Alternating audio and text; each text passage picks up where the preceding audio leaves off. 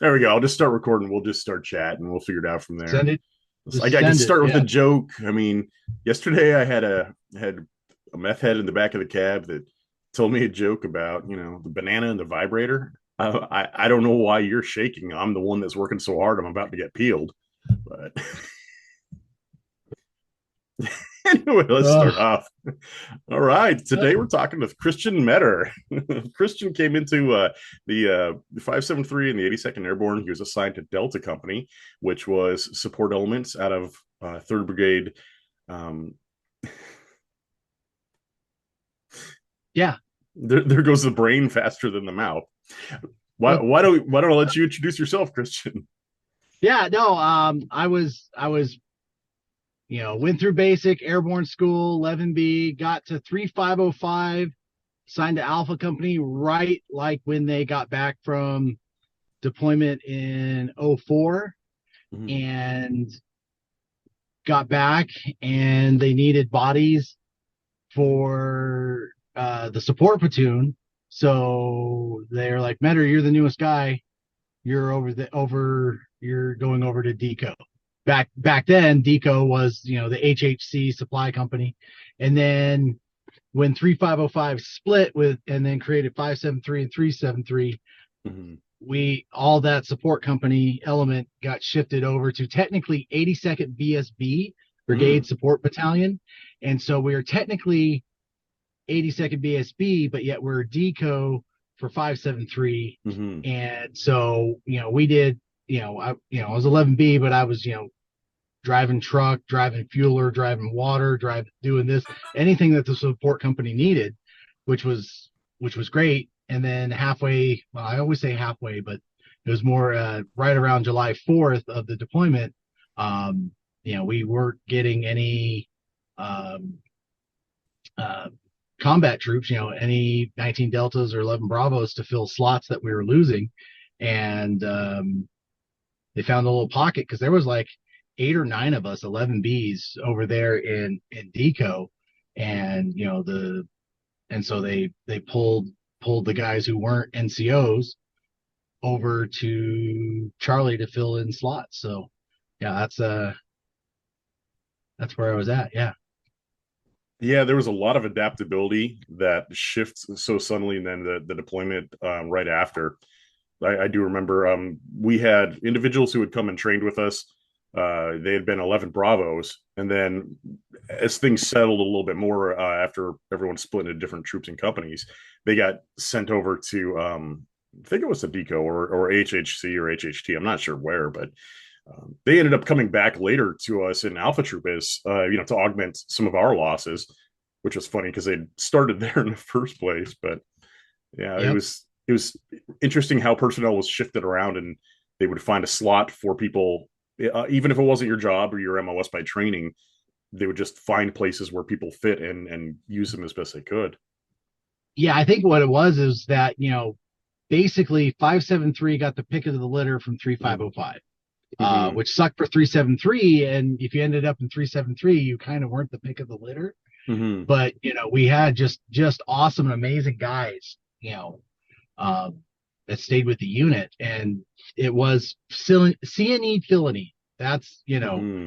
that's what we did a lot of with everything, especially on the deco side of the house. I mean, one of the for Turkey Bowl 2, Mm-hmm. and I like telling this story. Captain Saint, who was in charge of deco, said we needed to build a bridge out of a Mm-hmm. PLS platform. So we had these platforms that would go on this truck, and we needed to convert it so that we could run vehicles across it to open up another side of the Turkey Bowl offensive.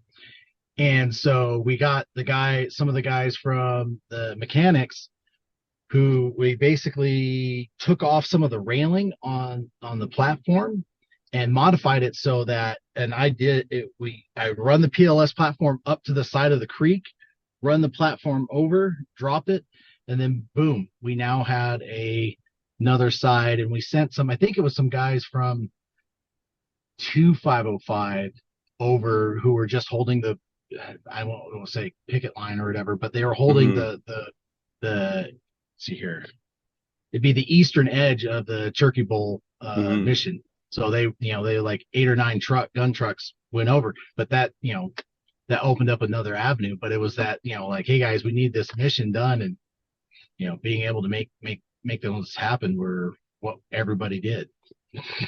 Yeah, when I was talking with Ray, we were brought up again how the issue with some of the terrain that happened out at Turkey Bowl, the thick vegetation and the irrigation canals, and then someone had the idea to start using refueler assets as a way for terrain denial, and it really helped. It took away, it gave us freedom of maneuver while taking away enemy hiding spots. So it Yep. just all of our support elements they became an incredible force asset to be used. Direct battles and not just behind the lines, keeping us rolling. And Oh yeah. yo, sorry, go ahead. I forget about the No, no, delay no. and Yeah, talk because over people. no, you're good. Yeah, because I was out on that mission when we first started using the fuelers to Mm-hmm. basically torch down the canals. Mm-hmm. Uh, I was on the Hemet cargo, um, supporting that, and I'm like, what the hell are they doing with the refueler out there? Next thing you know, they're dumping the fuel and torching the Mm-hmm. canal to burn it out. And I'm like, well, yeah, because we were in that house for the night, Mm-hmm. and that was the wasn't the in the morning, early morning when the Apache crews called in that, like, like 25 dudes advancing in, Yes. and the Yeah. Apaches ended up taking care of them. Mm-hmm. Yeah, Yeah. so It was it was just crazy how close into the fight everyone was at all levels. It was really integrated. I also thought it was interesting because airborne structure is kind of like that, right? You're designed to go and seize an airfield or wherever you're dropped, do the mission without support and be as creative as you can, knowing someone is going to come by maybe later. And just seeing how that transitioned into a counterterrorism kind of fight that we ended up with, and how flexible everyone was, it was just really useful, and it felt like you had a lot of support at all times because of it. oh yeah, yeah, no, I mean that's you know you're punched into a situation, you got to make the best of it, and that's what airborne troops are designed to do, Mm-hmm. is get punched into a horrible situation and make the best of it, and that's what they do all the time. Mm-hmm. History has shown that since the first use of troops in World War II there in Sicily, and then smaller insertions, but it's just the ingenuity and creativity of an airborne trooper is vastly different than your regular line troop, because Mm-hmm. you're dropped in with what you have on you. And, you don't have a whole support element that you're driving with. Your support element gets dropped in with you, and so using that mentality, we used everything that we could out, where we were at. We were the ass end of the supply line. Mm-hmm. you know um we would I remember when we were getting an order of HESCO barriers in. Mm-hmm. Well, each HESCO barrier came with its own knockoff Leatherman. Mm-hmm. Yeah. All those would be gone. Mm-hmm. All of them would be gone. Mm-hmm. We'd be getting hundreds of these. Mm-hmm. um, all those would be gone, because by the time our supplies got to the end of the supply Mm-hmm. line, they were raped and pillaged. So we made do with what we had.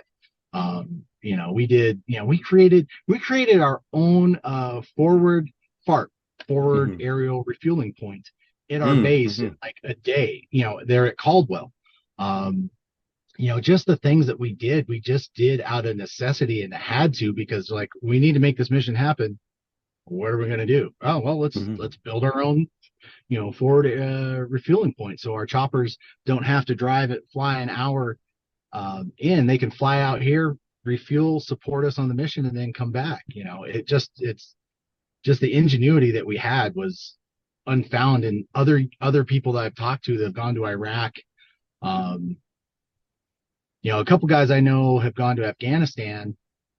They're airborne, and it's the same thing. The airborne troops far advanced, way better in adapting, and that's why we got stuck on the suck ass missions, Mm-hmm. because Yeah.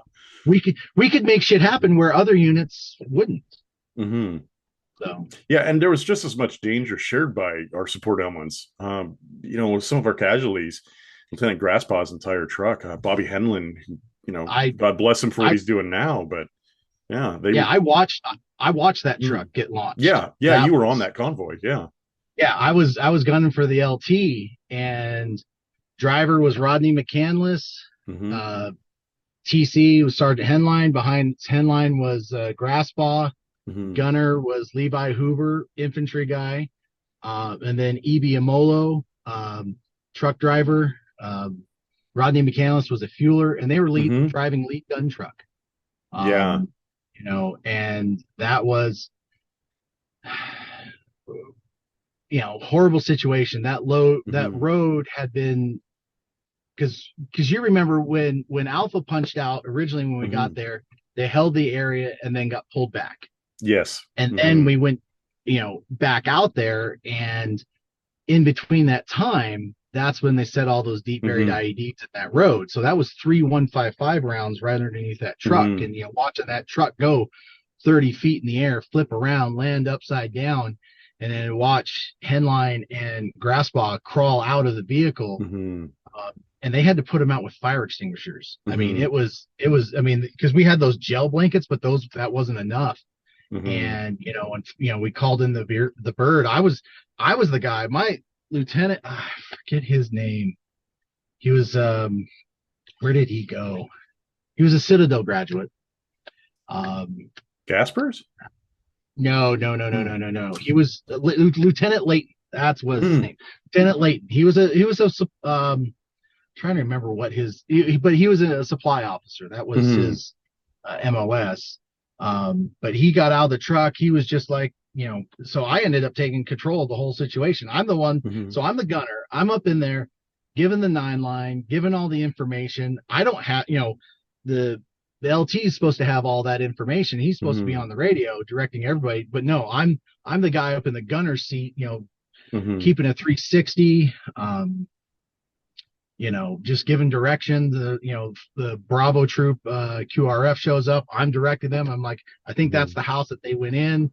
So they cleared that house, found the spot where dudes were sitting there. I mean, they found so many cigarettes right there on the Mm-hmm. porch, because they were just waiting. So they saw our supply run come in, hooked up, and then just waited. And I mean, not even EOD would have been able to pick that up because it was Mm-hmm. so Mm-hmm. dusted over, so Mm-hmm. weathered, the line and everything like that. But yeah, I mean, I calling in that 9 line was horrible, horrible. Mm-hmm. I mean, it's, just because I've got guys, hey,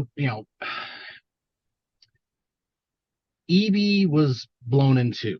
They Mm-hmm. found him, the top half of him in 1 yard and his legs outside, the fence, because they're like, we could only find, and I'm like, there's got to be more to them. Keep finding Mm-hmm. them. Um, McCandless, he never made it out of the vehicle. Mm-hmm. And they couldn't recover him for 3 hours until it was, Mm-hmm. cooled down enough. Um, Hoover, he was the gunner. Um, the initial explosion popped him right in the neck. He didn't feel anything, but they found him like block and a half away on somebody's, Mm-hmm. doorstep. But but we did it all. I mean, at one point Delta Company, I think they relieved Charlie Company or Charlie Troop for like 2 weeks, and Mm. they ran the patrol base. Oh, okay. Um, yeah, and it just happened to be when I was on leave, that they ran it, so I wasn't there. But they ran missions and stuff, and Mm-hmm. ran patrols out of the patrol base that got hit with the double dump truck, Mm-hmm. Yeah. um, about a month before that one got hit. Because it was like, um, oh my gosh, when Sergeant Saban got hit, it was Mm-hmm. like right after then that they got relieved for a couple weeks to come back to refit, and Delta Company came out and took control of that. And I think that's about the time when Amy Rogers got burned and got sent home. Mm-hmm. Um, but yeah, I mean, just they're out there doing the work. I mean, that's you got cooks doing small kill team. Oh my gosh, Sergeant Graham, bald-headed guy.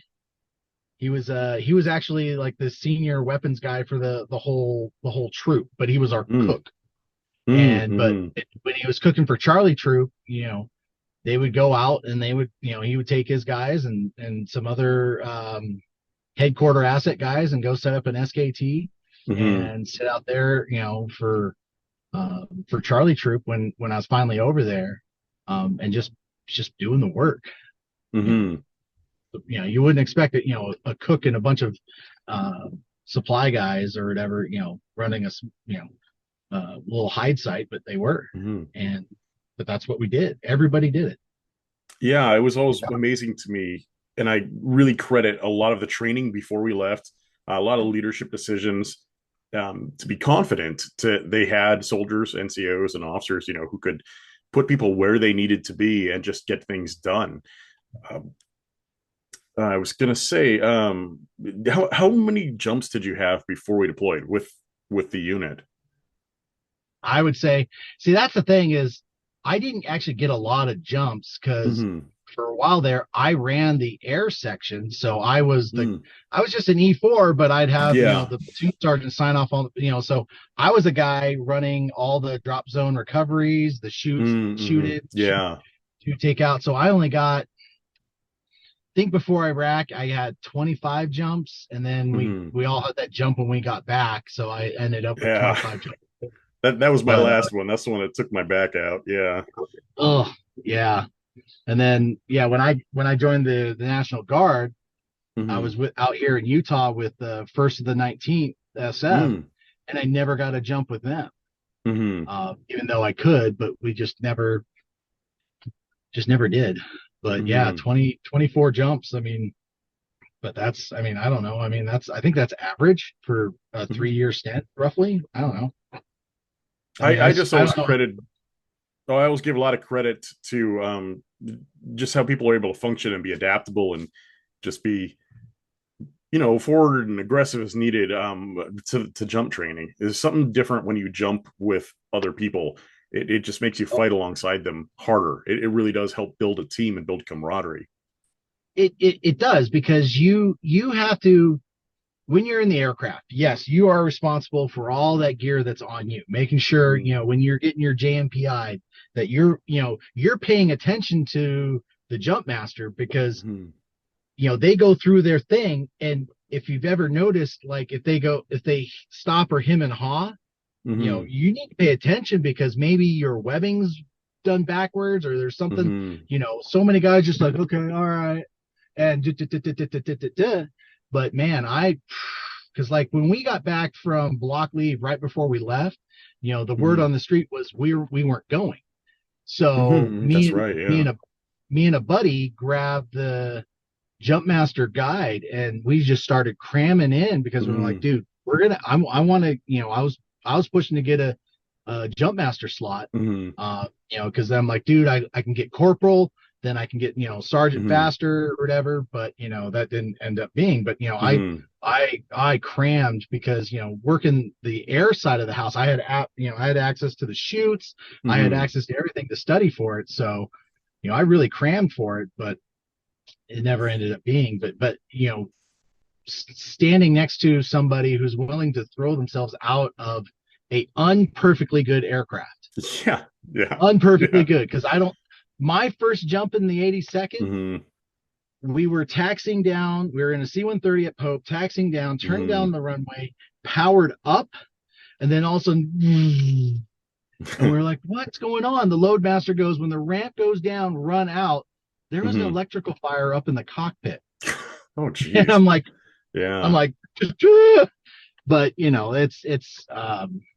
but yeah, having those guys that are willing to jump out of an airplane to your left and to your right, or Mm-hmm. your front and to your back, because you got to trust them in the aircraft just as well, because they may slip up. And when Mm-hmm. you're in that stack going down and out towards the door, they slip up.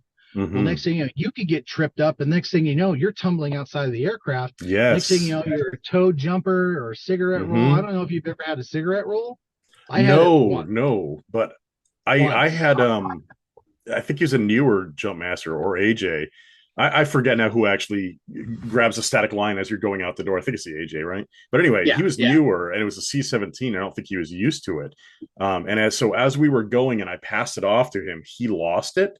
He didn't receive it from me, and it ended up wrapping around my arm and going up to my bicep, and uh, like constricting around my bicep as I was going out the door. But I saw it coming. But with the momentum, you're already in the door, you're going out there, you can't fucking stop.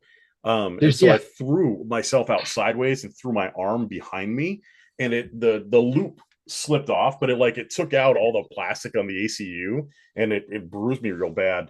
But if I hadn't reacted like that, it could have taken my arm off. Exiting a Oh, bird with your arm locked in, like, it would have been horrible. But and oh it's yeah. not, We're yeah, not his yeah. fault. It's just we're humans. Things happen. Yeah, no, and that having that trust level is Mm-hmm. huge that you don't get in any of the other airborne or any Mm-hmm. of the other units in the army. And I've seen it. I'm heavily active with my VFW. I work with actually I'm wearing their hat. It's a Mm-hmm. veteran nonprofit who gets vets together basically to get them out of the house and get them together and socializing. Mm-hmm. Because to me, that is the best way to um, keep veterans away from suicide is just Mm-hmm. connecting and talking with each other, Yes. and that's what the group does. Mm-hmm. And you know but yeah, it just, I don't know where I'm going with that, but No, no, I totally understand you. One of the things that's come up doing these interviews, I found them incredibly validating for myself, because when you go through a deployment or these kind of situations, you only see what you see and know what you know at the time, and a lot of times that's not very much. You're in a box, things move fast, and you can come out later and question, you know, everything that happened and say, boy, that sucked. I was angry about that. I think we should have done this differently, but you don't really know anything different. And if you don't have a lot to compare it against, my first tour, I didn't know what was special about it, because I'd never gone to Iraq before. I'd never been in another army unit. So to me, yeah. that's what everything was. And then to find out, like after I joined the Guard, and I loved my Guard unit, don't get me wrong, but it was very different. And my second tour was very different, and it made me just realize how special it was. And so this process, being able to talk to different people, different veterans, it's been really validating for me, and I'm getting a lot of messages from other people that it's been validating for them. They love hearing it, and it's actually a part of the recovery process, I do believe. Absolutely, it is. you know the reunion we did last year Mm-hmm. during All American Week, I was able to sit down with Sergeant Major Edgar, and Mm-hmm. we just chatted, which is, Mm-hmm. you know, when you're in, you just don't sit down with your sergeant major and shoot the shit. Yeah. That's just the way it Yeah. is. But, we're both out on the outside. He retired out. I got medically retired out. Um, and we just started talking about, like, I got to a point in my life where I don't give a fuck what I say to Mm-hmm. people anymore. Mm-hmm. A lot of people don't like it, but I'm like, I've gotten to the point where I just need to say things because it bottles up. And, Mm-hmm. a lot of these people are all bottled up, and, but through that conversation, we came to the, realization, better get to living or just get to dying. And we don't have a lot of time. And so talking with people and, working through things, and, Mm-hmm. um, but just living the life that we want and not what people want for, or what the people think or expect is huge. Like, he's taken a lot more time Mm-hmm. with his wife and traveling and vacationing. He's working with the Travis Mills Foundation, which has had a lot of guys through it already. I was supposed to go in March, but I Mm-hmm. had scheduling conflicts, so I had to push it to December. Um, I'm so looking forward to that. Um, but having those connections, talking with other vets, especially guys from our unit Mm-hmm. that was, I don't know if you remember a guy by the name Steve Ganser. He was one of the 88 Mike Oh, truck drivers. a little bit. I didn't talk to him too Yeah, much, but I know the yeah, name. yeah, yeah. I talk to him almost daily Mm, because good. we have to keep those connections and Mm-hmm. talking with guys, because it's those kind of connections that brought me back from, I went down a dark road Mm-hmm. in 2015. I had a plan. Mm-hmm. I wasn't making as much money at work as I was needing. My second wife and her kids were Mm-hmm. just, she was just blowing through all my money. I had literally that Christmas, I had no money for presents, Mm-hmm. and it was bad. And finally it took me walking into the VA and realizing that they're very limited in what they can actually do to Mm-hmm. help me, that I was like, okay, I gotta pull myself up. And so I started, talking and working with other vets, and Mm-hmm. that's those connections from our unit helped, because like, my right hand man in Iraq when I was with Delta Company, Brandon Young, Mm-hmm. Yeah. short guy. Yeah, I called him my war wife. Um, Me and him, and me and him are still in good contact. Mm-hmm. He actually married Klenda, if you've ever Really? heard. Yes, Yeah. Okay. they have three. They've got three kids now. You know what? She was actually wounded overseas too. Do you know Oh anything yeah, about her recovery? oh yeah. So she was driving lead Humvee Mm-hmm. on a supply run, and I remember kind of where it was, because there was a big push in March, and I forget the name of the operation because I was on leave at the time, but it was big. Yeah. I think it was And they were, ISIS. yeah, Yeah, one of those. ACES, Yeah. yeah, yeah, Mm-hmm. yeah, because it's the one where like there was that road that kind of winded through, and they Mm-hmm. actually had the fighting positions to fight on it, where we just ended up bombing through it. Yeah. Um, Yeah. so they were doing a resupply run from the patrol base way up there, Mm-hmm. and they got hit with a IED. She took a piece of shrapnel about the size of Oof. my thumb through her Mm-hmm. knee. Mm. So she's had a complete knee replacement. I actually linked up with her when I was reclassing to satellite communications for the Guard at Fort Mm-hmm. Gordon, Oh because they were wow. putting her, yeah, because they were putting her through, they put her through a bunch of meds and stuff like that, and the Mm-hmm. Army was putting people through detox, and Mm. and so it was a like several month program, to get people off the pain meds and stuff like that. So she was there. We linked up and chatted, um, and then her and Young got together, and Mm-hmm. um, they he was she was I forget why they for some reason they hung around Bragg for a couple years. When I was Mm-hmm. a military contractor, whenever I'd go out to the East Coast, I'd try and hook up with them. Mm-hmm. Um, but yeah, we yeah. So she's doing good. You know, obviously got a new knee, but Yeah. yeah, Mm-hmm.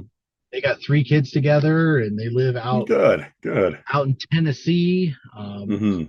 Yeah, so it's, I mean, Oh, pretty that's pretty great. good. I Yeah. always love hearing I love hearing the after stories where everyone went to and how they're doing. I know we've had some people unfortunately succumb to darkness, and I really think it's important for us to be able to stay in touch. Um, I'm forgetting I'm forgetting the doc's name. He's one of the medics, and he had a very rough time. Kind of fell through the cracks, but we were all having a rough time readjusting. And I've never heard what happened to him in the end. And Uh, I'm I'm trying always to trying. remember He was the older where guy. He was, yeah, he had yeah, glasses, not yeah, Doc Rather, but he was a mm-hmm, shorter guy. I'm trying to remember. yeah. I remember something coming out recently about him. He's somewhere doing. He's hanging in there. I don't Okay, know. okay, Yeah, good. um, Yeah. but yeah, that was one of the things. So when we did the reunion in DC Mm-hmm. 4 or 5 years ago, we were all at Arlington, and we're visiting our Mm-hmm. guys at is it Section 62. I forget the section, that's specifically Mm-hmm. for, the Iraq guys. And we are all, saying some things, and I'm like, hey, I was talking, we've got other guys here. Mm-hmm. Um, oh my gosh, I can see his face. I'm horrible with Is it faces or is it name Helms? connection. I think it might be Helms or No, something like that. maybe, yeah, Doc. I'm trying to remember. He was an E6 cook. Mm. He ended up taking his own life. Um, Oh. but he was at Arlington, Oh no. and Mm. so I brought that up. I'm like, hey, we've got other guys to visit here, Yeah. and so we went over because they were in he was in the mausoleum area, and come to find out Hmm. there's a couple other guys there as well. Yeah. Um, it's those guys. I mean, there's another cook. He got super sick a few years ago and died. I Mhm. mean, it's but we didn't find that. You don't find this out until after the Yeah. fact, and it's Yeah. like it's so hard to like, oh crap, you can't talk Hmm. to him anymore. And Yeah. not that being sick, we could have done anything that the doctors didn't, but it's all the other guys that they shelter and isolate, and but Hmm. we're just picking up that phone call and say, hey man, what's up, you okay, how you doing, Hmm. with check, I guess they call it a vet check-in. But that goes so far with everybody, that Hmm. you could be that, you make that phone call and literally save that guy from in 5 minutes he would have Oh done yeah. something. Yeah. Exactly. And it's, I've heard those kind of stories before. Hmm. uh, I've done it. I belong to some veterans like Facebook groups, and I don't talk about it a lot, and I haven't had a lot of time for it lately. But I've had those situations with other veterans where just being able to connect with someone one on one and talk and be heard helps them so much. I mean, I don't want to say I've saved lives, but I mean it has saved lives. I've had people come back later and say, "Look, that intervention at the time." And it just is so important. And I know for me, like doing this was an incredibly important task for me because it's helping with a lot of my own emotional issues. I actually feel way like more cathartic actually by doing all these. You know what? We have about a minute and a half left in this session. oh shit. Do you have Okay, time? Do you want to relog for a second session, or I'm I don't good. know how Yeah, much time you yeah. have? Okay. I've got the only thing I mean, work, whatever. Yeah. The only thing I've got is I actually got a VA appointment in 90 minutes. So yeah, Oh, okay. we can Um, fire it up again. why don't I close this out and start up a new one? I'm still using the free Zoom because Zoom, I really don't No, want to I pay get for it. this. Zoom is not worth paying for, but also like these discussions have been so important. I wish I had just bought it so we could do longer sessions. So, Yeah. okay, let me No, log this out and I'll send you a new link. okay. All right. Able to get a little bit of work in Good. Yeah, I'm about in to leave for between. mine here in an hour. So So yeah. yeah, it's always Um, frustrating to me because when I text link, it auto corrects to kink for some reason, and that just makes all of this really awkward. Like I'm not inviting you to that. yeah, well, it wouldn't be the first time, wouldn't be the last time. I don't know why he showed up in leather. Like, What? I've been um, going for a bike ride. Gosh, yeah, guys. yeah. Let So it be. when we got cut off, we were talking a little bit about like, coming home, emotional stuff, but also I wanted to talk about how this is applied in your life. How I don't know Hmm. leadership lessons, skills that you were taught, the peers that you had influenced you, and kind of how what you've done with that since. Because you and I both were Yeah. from Washington for a while, and if I remember correctly, you actually ran for office in Washington. Yep. Yep. I was a city councilman for the city of Newport, Washington, just north of Mm-hmm. Spokane. Um, it was actually, I went in for somebody's final bits of their term, so it was like a Mm-hmm. 2 year term was left. But yeah, no, the skills and things that were taught me was, the leadership example of listening to the people to your left and Mm-hmm. to your right to make a full informed decision really helped focus on things that I did. Because at that I live here in Utah, and I've lived here over 3 years now. Moved back to Utah from Washington, but I ended up moving down here to marry my wife.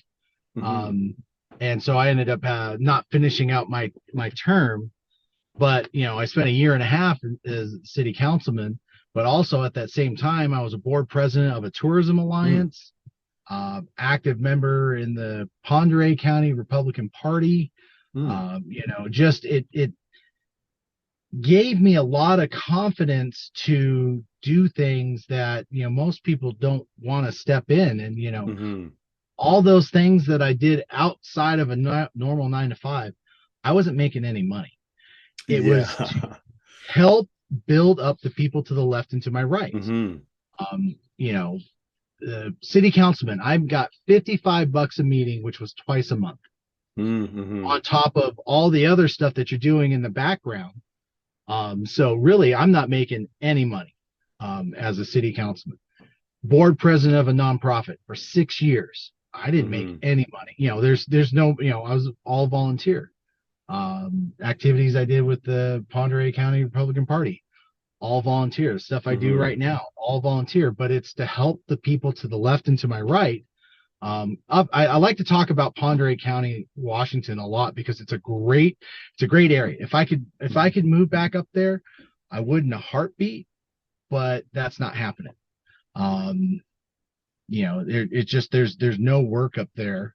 Hmm. Um, and there's just, they lost a mill, or a mine and a paper mill. And Hmm. for a county of 14,000 people to lose almost 600 of the highest paying jobs in the Hmm. area, that's huge. And so, with my skill sets that I've learned about, helping build up the guy to my left and to my right, and trusting the people to the left and to the right, trying to do something to help that better that area. Um, Hmm. we didn't do anything really groundbreaking or earth shattering at city council, but I think it was, it was good because we had a lot of groups come in who, a lot of, like, they would put down any kind of, like, advancements, trying to make the area better. They just wanted to keep the status quo. And it's, having the foresight to think of, like, what, am I going to benefit from this? No. Giving of myself, my time, tools, and effort to help this area is really a strong lesson I learned from, being Hmm. in 573, is because, your guys to the left and to the right. I mean, yeah, everybody had beef with everybody at one point. Hmm. You just do it, but you're there as a team. You're working together. You have the same goal, and you're working with the guy to the left to your right to build up, and, one, accomplish the mission and get home all alive. Well, Hmm. city councilman, well, yeah, I don't have to be worried about being made dead unless I um, pull an idiot thing like the city council in Granby, Colorado did. But if you I'm not killdozer guy, familiar. not killdozer, no, it's not Oh, killdozer. oh, mm, Yeah, yeah, Evan mm. Haymeyer. Yeah, okay, yeah. And so, it's that was a lesson that I took into, is like, Hmm. listen to the little guy, because Yeah, yeah. that might be, say that private, you're talking about a mission brief, going through it, you've got mission plans, Hmm. all right, what questions, comments, concerns, like that private comes up with like, hey, well, what about this? And it might be that one aspect that you guys everybody missed in that planning Hmm. session, and it makes him, if he hadn't come up with that, that would have maybe broke the mission. But he came up with Hmm. that. But having the foresight to be able to listen, and openness to listen to the little guy, Hmm. and I think all of our missions were super successful. I mean, you look at all the large mission briefs we did and stuff Hmm. like that. Everybody had an input. Everybody had, Hmm. I mean, within reason. I mean, but you, things were talked through, walked through, everything. And we were super successful with. I can't think of a mission that we failed at. Hmm. We just exceeded any mission expectations, and just but it's because we listened to the guys to the left and to the right, that I took Hmm. that lesson in, to be able to be a city councilman, because I want to help build up the guys to the left and to the right of me, in that town. The nonprofit was a tourism nonprofit, Hmm. um, but it was in charge of bringing in the tour. It was the tourism entity for the county of Ponderay County, and the 6 years I was there, on year 2.5, we came up with Bigfoot Festival. Oh, So okay, yeah. we took it from from nothing. Another guy wanted to do it, but he couldn't come up with all the funding and stuff like that. So the group that I was with, Porta Ponderay Tourism, the Ponderay County Tourism Alliance, or Ponderay, I'm sorry, Ponderay River. I forget the acronym, but the group was called Porta. But we were in charge of all the tourism. And this guy brought this idea to have a Bigfoot festival, because he couldn't make it happen. So we brought it in, but we pulled from the people from our left, from our right. We our planning sessions were, no ideas are bad ideas. My vice president, her husband was a retired major. He was a green to gold guy, so he was enlisted. He ended up being my treasurer. I brought in all these other assets that we did to make it super successful. I resigned just because I live in Utah now, back in November, but we did the year 3, which was last summer. We brought in close to 8,000 people to a town of 250 people. This year, they had a severe lack of funding come in, and they only were able to bring in 6,700 people. But it's you build upon. They built upon what I was able to build and create and push forward. But that's a skill set learned from 573, is like building from your left into your right to build a stronger organization to keep pushing forward and accomplishing the mission. And I use that, to this day. I work a 9 to 5. I do fiber optic inspections, and I build upon from the people from my left and to my right to make sure I'm, super on point with what I'm doing. Because if I don't, well, then it costs the parent company, hundreds of thousands of dollars to do all these other, rebuilds and stuff like that. So, I take lessons learned from the left and to the right and apply it to my job. And, I'm super successful at it. I mean, yeah. Yeah, those civic leadership lessons are very important. I also did a few years on my local city council board, and we did a lot with parks, and a lot of that was it's a small town, so we were doing a lot of planning for like the next 100 years. They do the 100-year city planning projects, and we were stuck between a lot of developers and what city council would want, and then what the people in the area wanted and how they wanted their money spent. And I just found it an interesting situation going back and using tools about, again, listening to little people, or we'd go out and canvass to find what neighbors in an area wanted, to see if, hey, this is the plan that city council has drafted. How do you actually use this space? What do you want the use out of it? And how do you want to pay for it? What are you willing to do? Just finding the community's needs and then finding ways that you could fulfill it.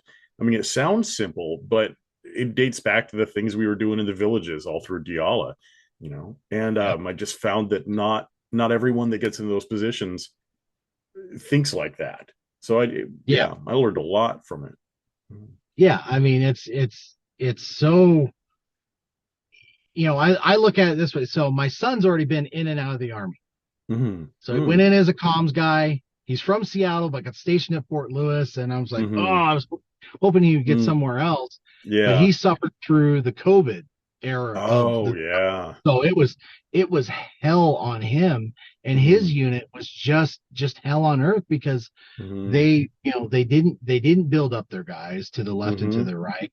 He had no structure to help him advance forward, because everybody was, his unit was it was a striker unit that was in Afghanistan, and at some point they inadvertently killed a lot of people in the village.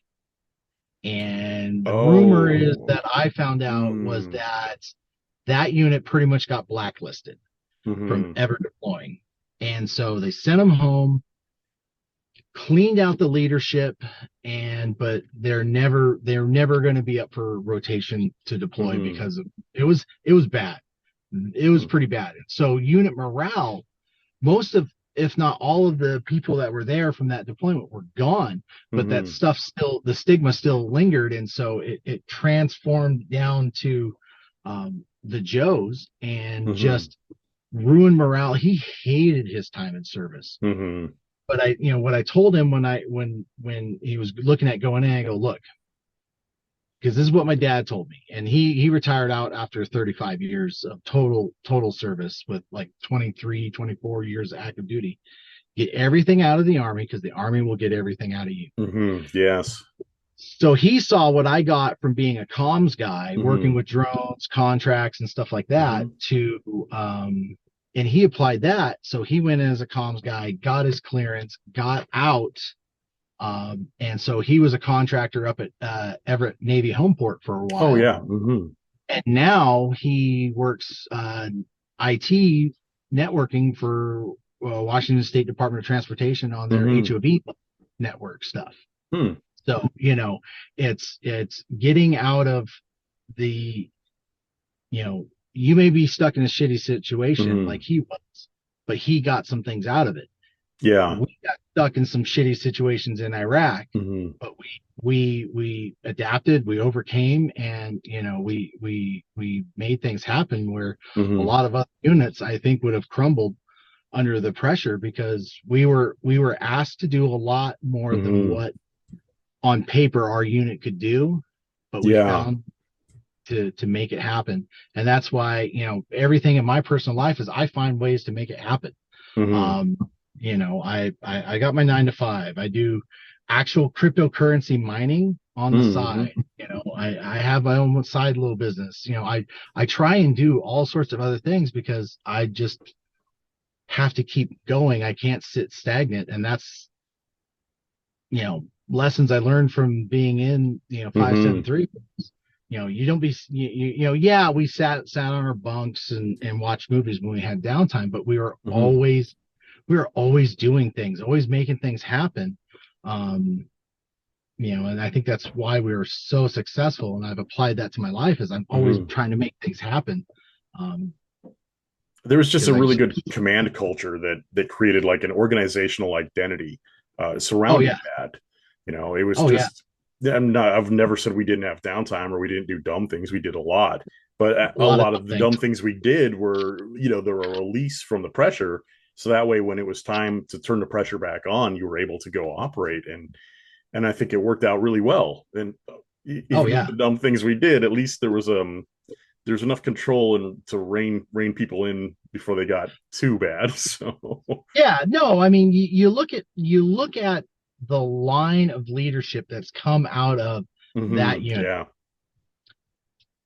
Our former unit commander, light colonel at the Hmm. time, now 4-star. We've got how many retired sergeant majors Hmm. now? You got Sergeant Major Cobb, Eighth Hmm. Army Sergeant Major. Um, Sergeant Major now Ludnowski. I mean, there's how Hmm. many guys retired out as sergeant majors that Yeah. that you can all funnel their nexus to Hmm. 573. I mean, I think you'd be very hard pressed to find a unit that at that small level has produced that much in leadership. I mean, you look Hmm. at um, some of our company commanders and lieutenants at the Hmm. time, they're now, you know, either brigade commanders, light colonels, Hmm. or full board colonels, and oh shoot, they've just the leadership that has come out of that funnel that was there is insane. It's Hmm. almost astronomically impossible to have that much Hmm. um, brigade level or higher leadership come down from a unit that small. Yeah, no, absolutely. It's been amazing to me, and I didn't even realize, but I learned doing these that like Phil Kinry and Dobbins, they've put on general rank. It's Yep. it's so amazing to like watch the news and see someone that you're like, I remember seeing him burning poo with me. It's like Oh now yeah, here he is talking to Congress or whatever. It's yeah, I do. exactly. I wanted to go back real quick and just Yeah. mention something you'd said about comparison between different units and just being proactive and always pushing and never relaxing or I guess hunkering down. I've been trying to keep all of these chats really light and just positive, so I don't name names and I'm not casting aspersions. Everyone had a different experience overseas, but You know exactly what I'm talking about. Oh, The part of the reason I why we took on double load was because other units in our AO a had an certain opposite first cav unit reaction. that couldn't handle their shit, that Yeah, didn't they take the record. And I'll say it because I yeah don't care. yeah. A certain Sutherland guy, It just yeah, felt like they came in organizationally not as prepared, and that showed from top to bottom. well, You know, absolutely. I mean, like you look at, so you bring in a brigade level asset that we mm, fall under. And from what I know is that the recommendations were told to them: get out of mhm, your tanks, get out of your yeah, Bradleys, get down on, beat your feet with mhm, these guys, because that's what they'll see and they'll respect, and that's mhm, what we did. yeah, Yeah, we drove our Humvees, but we also got out on foot patrols. We also interacted with the locals on a mhm, level that yes, I can't think of anyone else interacting that much. mhm, But these guys would blow through their towns and their tanks and Bradleys, and next thing you know, they're getting the enemy's getting a 9-man kill on a Bradley. mhm, Within 3 months, they had 50 KIA because yeah, they yeah, didn't listen, because they thought they were bigger and badder, and mhm, that's the we don't want to listen to that little guy down there. mhm, We know what we're doing, and it just I hated that there was such, what it comes down to was a waste of life. um yes, yeah, and it's just like, you have to listen to the people on the mhm, ground, because what happened, they came in, pulled you guys out of the AO, send you guys mhm, back over to Caldwell. They did what they were going to do. It all went to shit, especially with the push from Baghdad, because you mhm, had all these guys coming into our AO. And then, oh crap, how did this place get secured before? Oh yeah, it was that yeah. small cavalry troop that had it locked down, that a Mhm. battalion level element couldn't handle. Well, Well, what were they doing? we had a couple incidents when we first started operating out there. Alpha Troop put up patrol bases in a town called Abu Saida, and the Yeah, patrol base was partly to gather intelligence, but it was also stationed between a ethnic Sunni neighborhood and an ethnic Shia neighborhood, and it basically was acting as a stability barrier between the sectarian cleansings. Um, yeah, we got pulled out of there when we had to move back to Caldwell, we had to give that patrol base up. We'd also been working in and out of Zagania a lot, which is another small farming town. yep, And again, when we got pulled out of there and sent away, the enemy came in and chased out any kind of police or government forces that had been left. They blew up the police station in Zagania, slaughtered everyone they found, and then proceeded to make them into traps. They mined the hell out of it. Again, why Grasspaw's truck was destroyed the way it was.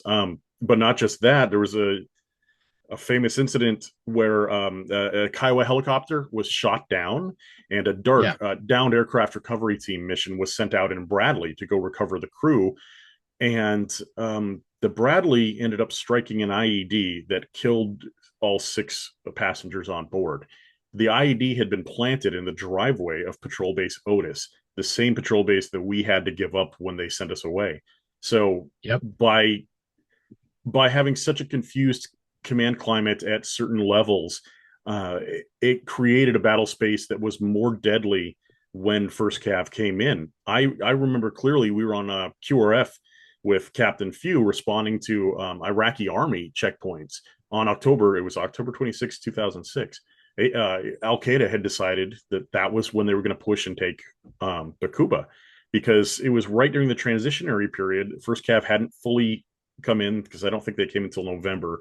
But yeah, oh god, fourth ID. Anyway, it was that transitionary period when there was almost no Americans out patrolling, and it was bloody. It slaughtered everyone. I actually still have pics of it somewhere, yeah. but because the enemy was not stupid. The enemy Oh was no, way more intelligent than a lot of leaders gave them credit for. And the individuals on the ground were too. We saw, foreign people, and they were dirty. Of course they're dirty. They've been in civil war and an invasion for 3 years, but they're yeah, still people. And I picked up enough Arabic to converse on patrols kind of by mid tour or the end of it.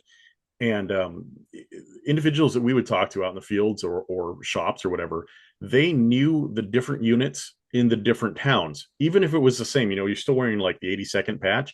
they knew the difference between Alpha Troop, Bravo Troop, or Charlie Troop, depending on where they operated out of, because they paid enough attention to know your behaviors. And these Yep. were farmers. So, of course it was so deadly. But yeah, just by those command decisions and disorganization, really led to a heavy cost of life, theirs and ours, because Oh our yeah, up tempo, part of the reason we took so many hits was taking on other people's missions when they, retreated and absolutely. refused. We had I mean, tanks. and that. I haven't told Oh, this good. story. I'm sorry, I'm talking a lot now, but No, I you're good. clearly remember one night being out in Zagane at the patrol base, and I think it was Charlie Troop. They came across an IED, and they needed the IED cleared, and they had called out QRF to bring EOD out with them, but they showed up on the opposite side of where they needed to be, and it was two Abrams tanks escorting EOD. It's not for me to say, but I don't know. Tanks as escorts, the tanks just were useless in the city battles, in my opinion. But I was a fucking private. What do Yeah. I know? But anyway, they took an IED, and they came over comms, and they said, "Oh, we took an IED. Oh, our fuel is leaking now. Oh, we lost an M4 because it had a firearm stowed on an outside stowage in the tank, and now they couldn't find that." And then just the radio messages that night kept getting crazier and crazier, and finally these two tanks decided that they had had enough, and that going to they weren't going to pursue the escort. And so they retreated back to Fob Warhorse and left EOD out on the opposite side of an IED without escort from the Charlie element. And I remember clearly because Captain Few was on the radio with them. He was the point of contact because we were out to do security on another route close by. And they didn't realize that they were talking to an armored officer who had been part of the Thunder runs. There's a damn train, and sorry, it's Yeah. Yeah. No. No. No. Yeah. but I'll never forget the beautiful part because they're arguing with them, saying, we're running out of fuel, we won't make it back in time, this and that. And Captain Few goes, you know what, I'm an armor officer, you're in a tank, you have all these fuel cells, you can make it, and if you don't, you become a bunker. He said something along the lines of, you are armed with a 120 millimeter cannon, you have a 7.62 coax, you have your M4s, should worse come to worse. If you run out of fuel, you become a bunker, you do not leave the scene of the battle. But they did. They shut off comms Yeah. and ran away. And the best part was they didn't shut it off, they just left so we could hear their radio chatter between the tanks as they were leaving. Like, what the Oh fuck, my man? hell. But that's Yeah. that comparison. Like Yeah. Charlie ended up dismounting guys to go around the IED to dismount escort Surprise. EOD. It was insane. Yeah. No. Because I remember when I got to Charlie Troop, Mm-hmm. the stories I'd heard from, First Sergeant Coomer yelling at a Mm-hmm. photographer or whatever. Everybody gets out and walks for Yeah. IED checks. Everybody. Yeah. Well, I'm a photographer. Well, you got a rifle, you get out there. Yeah. That was our mentality. I mean, everybody got out, Mm-hmm. everybody fights. This is what was it? I just saw somebody posted a picture of the tomahawk on top of a brag sign. This Yeah. is where Mm-hmm. we fight. This is where they die. I mean, Mm-hmm. and that's perfect motto because we're out there for a fight. We're not out there to like, oh, I got to make it through this deployment. Mm-hmm. I got to pay. You know there. That's a perfect example of like, dude, you are in a tank. A Yeah. tank. You have armor that the Humvees don't have. Mm-hmm. You have a 120 millimeter boomstick that Mm-hmm. Uday and Hussein got the receiving end of. It Mm-hmm. can put in work and need be. You shouldn't have an issue. I mean, I remember when after the first Charlie Troop base got blown up. I do remember it specifically because we were supposed to do a supply run to them the Mm-hmm. hour we were supposed to leave Warhorse the hour before the V-bids hit. Oh wow. Normally, where I had my gun truck parked is Mm-hmm. where the first truck hit. Mm-hmm. So it's one of those things. It's like fuck. Somebody was looking out for me that day. That's Oh yeah. I have to Oh say yeah. that. Unfortunately, we lost 9 dudes, but Yeah. Hearing the radio chatter and everything Hmm. like that. We're a bunch of supply guys. I'm like, I looked at First Sergeant Yates. I'm like, let's roll the gun trucks, lead Hmm. the supply here, and let's go. We're guns. We're Well, ready to go. They need no. We yeah, gotta wait for command. But that was the mentality. Is like yeah, I don't know all those guys at Charlie Troop. hmm, I just know that there are guys, and yeah, see the smoke rising in the distance, to hear the radio chatter. I'm kind of getting goosebumps right now because yeah. I know. I'm it's looking. it's My like arm hair is it's sticking it's up again. Yeah, yeah. it's that love for another brother that Hmm. we had. We would go into battle for each other, but yet that armor unit wouldn't. I mean, Yeah. if it was, I mean, it would be any army unit, the Georgian army guys, the Ugandan army Oh guys. God, those guys. The We would Georgians. we The Georgians, oh my, I don't want to speak bad about them, but I'm going to. They're the Diala River Bridge, the only fucking bridge across the river for supply lines, the only safe route there you don't have to route through the entire city of Bakuba was yeah. the Georgians that Oh yeah. yeah, No. AQ came up, paid them off with whiskey, then threatened them and said, we're gonna roll this car bomb onto the bridge, and you can either be on the bridge when it blows or you can be on the other side. And the fucking Georgians decided, yeah, that's a We're deal. out. We're Yeah, out. I now that I think about But it, we had two other incidents. Turkey Bowl too. I don't know if you remember or know. We had an armored element. I think it was Bradley's from First Cav, but they were retreating because they had had too much time in the field and they wanted to go back. And I I don't know if I should say I don't want to harm careers, but a high ranking gentleman was very much on the radio with them, just telling them, and he basically said, "Look, if you don't stop, then I will give orders to open fire on your unit for retreating the battle space." And that oh was we had an engineer unit that retreated the battle space again, leaving us with no way to clear IEDs. And they took off so quickly they forgot one of their staff sergeants. He'd been in the porta shitter, and and he came out looking so confused because all of a sudden none of his guys were around. Someone with them yeah. just made a decision. We're going now, and we're slinking away. And there, I won't get into that. There was UCMJ No, actions that happened after that too. But but that yeah, the you the know, Georgian army guys were ridiculous. I mean, yeah, you can't. They're well trained Boy Scouts. I mean, yeah, they were there to do a job, and they kind of mhm. did it. Yeah. But whatever. I mean, but Well, here's no, what I'm getting at. What I'm yeah, getting at is that if they needed our help, we would yeah, have rolled. It didn't yeah, matter who, we would have rolled to help because that's who we were. We didn't yeah, retreat from the fight because that was a mentality instilled in us, and that's a lesson that we all have, is that we're gonna fight for if you give me a call today, hey man, I need help, I'm going to do what I can to fight for you. That's just, yeah. that's just, that's ingrained in us. And, yeah, so many times we just went out, did the work, and, it cost us, but, Mm-hmm. we, that, Well, that incident. Yeah. we yeah, we did that with our Iraqi augmentees when we got those about midway through tour. They came to us, they were barely functioning. They did have some talented officers, but again, just that situation for them was difficult. And I remember Captain Few basically took their major under his wing, worked with him closely. And then I know I worked with a lot of closely just because we were on gate guard and we were bored. We needed to talk to each other. And the more they would patrol with us and learn from us, the closer we became. And then the AQ forces would target them specifically because they're a softer target than Americans. And we'd have to respond to those ambushes for them. And that Yep. sharing of blood between each other with a relationship that had already been started really fostered them.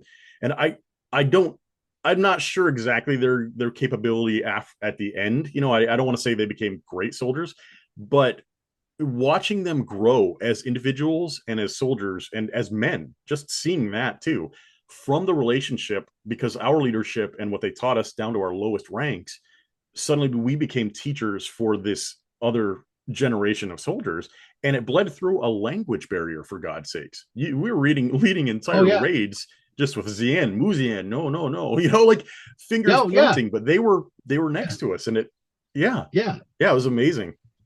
Yeah. No, I mean, when I got down to Charlie Troop, I mean, I was scared shitless. I'll be Hmm. honest, because these guys have been molded. They've been day Hmm. in, day out. Yeah. The most of the Charlie Troop guys were the former sniper section guys Yeah.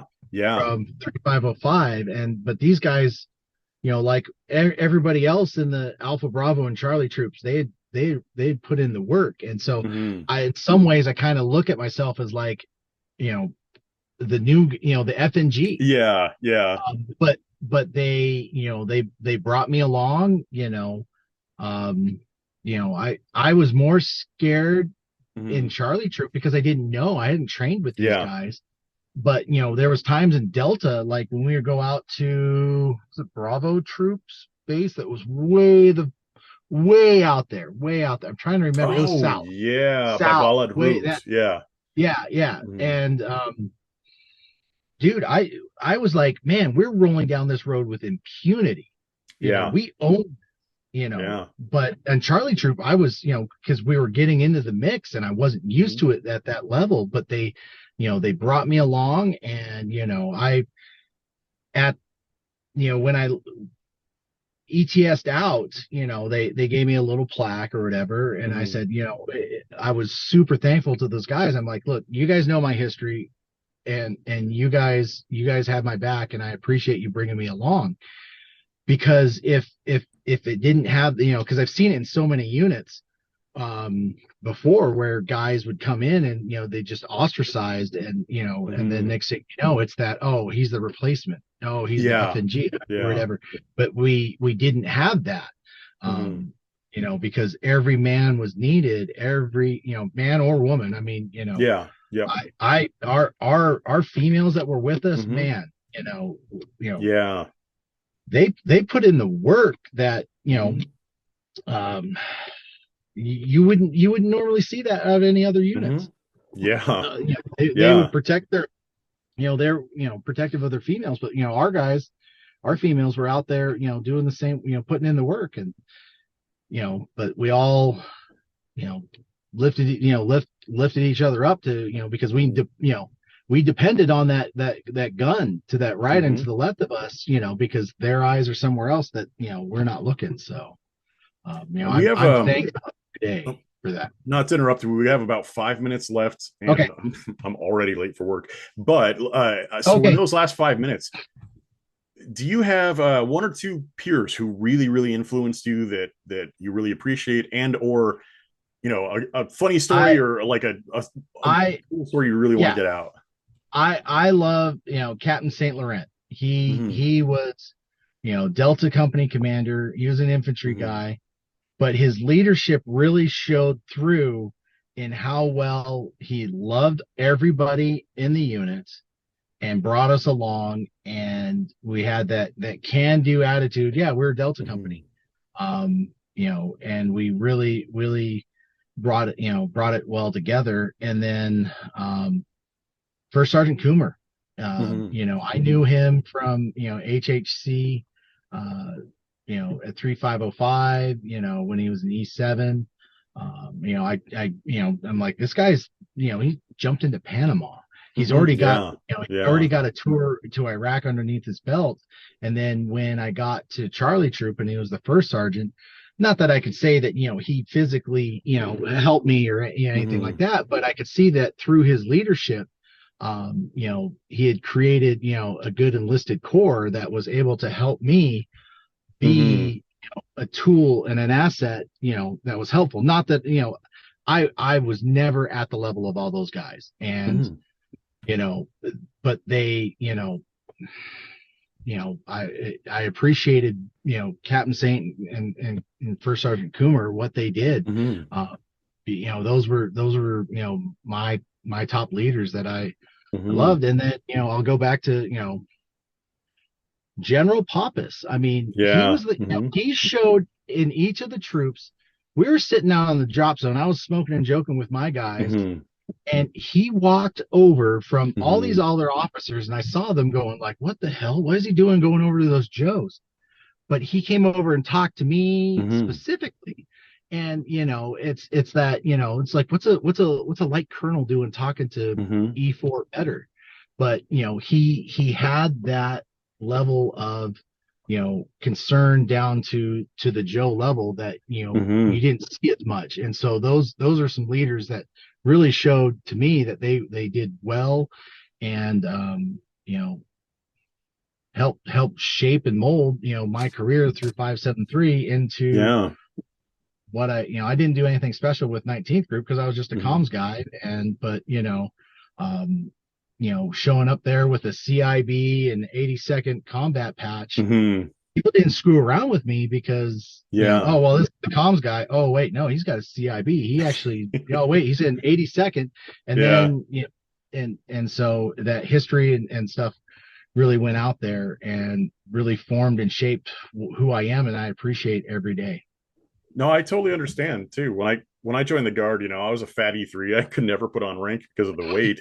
And as that became more of an issue, I became a legit army meme.